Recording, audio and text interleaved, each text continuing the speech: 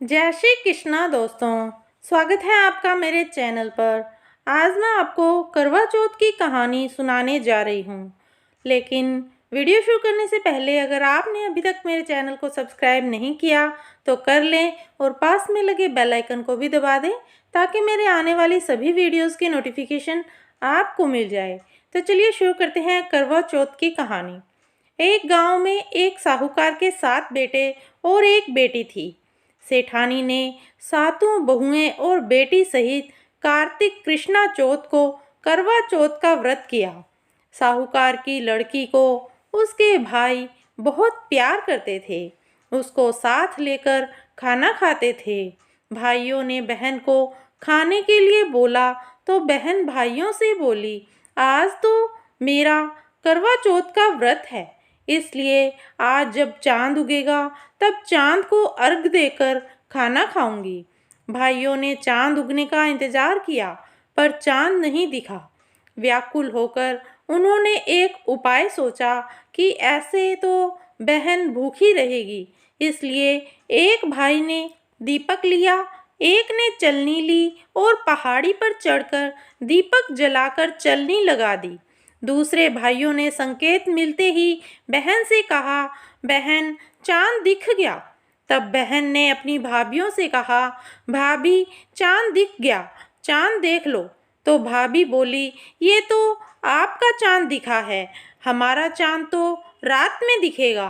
बहन ने अपने भाइयों पर विश्वास कर चांद को अर्घ देकर खाना खाने बैठी।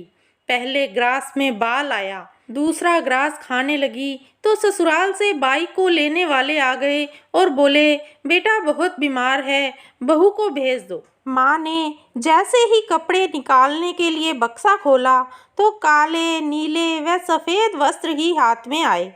माँ ने एक सोने का सिक्का पल्ले के बांध दिया और बोली, रास्ते में सबके पांव छूती जाना और जो अमर सुहाग का आशीष दे उसे देना। सारे रास्ते पांव छूती गई पर किसी ने अमर सुहाग की आशीष न दी। ससुराल के दरवाजे पर 8 साल की जेठुती खड़ी थी। उसके पांव छूने पर वह बोली कि सीली हो सपूती हो, 7 पूत की माँ हो। यह सुनते ही सोने का सिक्का निकालकर उसे दे दिया और पल्ले के गांठ बांध ली। अंदर गई तो पति मरा पड़ा था। बहू ने अपने मरे हुए पति को जलाने के लिए नहीं ले जाने दिया और अपने मरे हुए पति को लेकर एक कुटिया जो गांव के बाहर थी उसमें जाकर अपने पति का सिर गोद में लेकर बैठ गई। इससे सब परिवार व गांव वाले उससे नाराज हो गए और सबने उससे दूरी बना ली। उसकी कुटिया की तरफ कोई नहीं जाता। एक छोटी जेठुती उसको खाना दे आती और कहती, मुर्दा सेवती रोटी ले। कुछ समय के बाद माघ की तिल चौथ आई और बोली, करवा ले तू करवा ले, भाइयों की प्यारी करवा ले, दिन में चांद उगानी करवा ले। तब वह चौथ माता के पांव पकड़ के बैठ गई। हे चौथ माता, मेरा उजड़ा सुहाग तो आपको लौटाना ही पड़ेगा। नादानी में हुई गलती की इतनी बड़ी सजा मत दो माँ, मुझे मेरी गलती का पश्चाताप है, मैं आपसे हाथ जोड़कर प्रार्थना करती हूँ। तब चौथ माता बोली, मुझसे बड़ी तो वैशाख की चौथ है, वो आएगी तो उससे तेरा सुहाग मांगना। इसी तरह बैसाख की चौथ आई, उसने कहा भदवे की चौथ आएगी तो तुझे सुहाग देगी। थोड़े समय बाद भादुड़ी चौथ माता आई तो उसने भी यही सब कहा तो पांव पकड़कर बैठ गई और रोने लगी। उसकी करुण पुकार सुनकर भादुड़ी चौथ माता बोली, तुझसे कार्तिक कृष्ण करवा चौथ माता रुष्ट हुई है तो वही तेरा सुहाग तुझे लौटा सकती है। यदि वह चली गई तो तुझे तेरा सुहाग कोई नहीं लौटा सकता।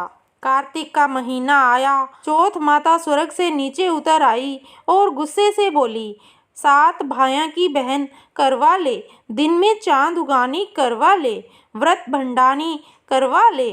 साहूकार की बेटी ने चौथ माता के पांव पकड़ लिए और विलाप करने लगी, हे चौथ माता, मेरी बिगड़ी आपको बनानी ही पड़ेगी। इस जग में माँ से बढ़कर कोई नहीं है, माँ ही बेटी का दुख दूर कर सकती है। माँ का हृदय अत्यंत विशाल होता है। माँ, मुझ अभागिन पर अपनी कृपा दृष्टि बरसाओ। चौथ माता उसकी सच्ची भक्ति व त्याग से प्रसन्न हो गई और उसे अखंड सौभाग्यवती का आशीर्वाद देते ही उसका पति जीवित हो गया और माँ अंतर्ध्यान हो गई। पति उठा और बोला, मुझे बहुत नींद आई। वह बोली, मुझे 12 महीने हो गए आपकी सेवा करते, मुझे तो चौथ माता ने सुहाग दिया है। जब जेठूती रोटी देने आई तो उसे काकी की बात करने की आवाज़ आई तो घर जाकर बताया। सासू जी ने आकर देखा तो बहू व बेटा दोनों जीम रहे हैं, वह चौपड़ पासा खेल रहे हैं। सासू जी यह सब देखकर प्रसन्न होकर पूछने लगी, ये सब कैसे हुआ? तो बहू बोली, चौथ माता ने अखंड सौभाग्य की आशीष दी है। सब लोग चौथ माता का चमत्कार देख चौथ माता की जय जयकार करने लगे। चौथ माता का उद्यापन कर सारी नगरी में कहलवा दिया कि सब कोई चौथ माता का व्रत करो। 13 चौथ नहीं तो 4 चौथ, 4 चौथ नहीं तो 2 चौथ तो सबको ही करनी चाहिए। हे चौथ माता, जैसे अमर सुहाग साहूकार की बेटी को दिया वैसा सबको देना, सभी पर अपनी कृपा बनाए रखना। विधि विधान से कहानी कहने सुनने वालों भक्तों पर सदैव अपनी कृपा बनाए रखना। इस कहानी के बाद गणेश जी की कहानी सुने। मंगल करनी दुख हरनी चौथ माता की जय। इसी के साथ ही करवा चौथ की कहानी समाप्त होती है। गणेश जी की कहानी एंड स्क्रीन पर लगी हुई है, यहाँ से क्लिक करके आप उसे सुन सकते हैं।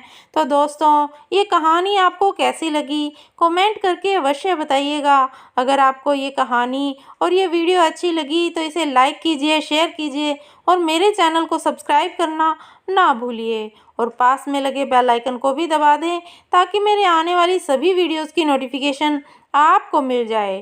धन्यवाद दोस्तों, मिलते हैं अगली वीडियो में। जय श्री कृष्णा।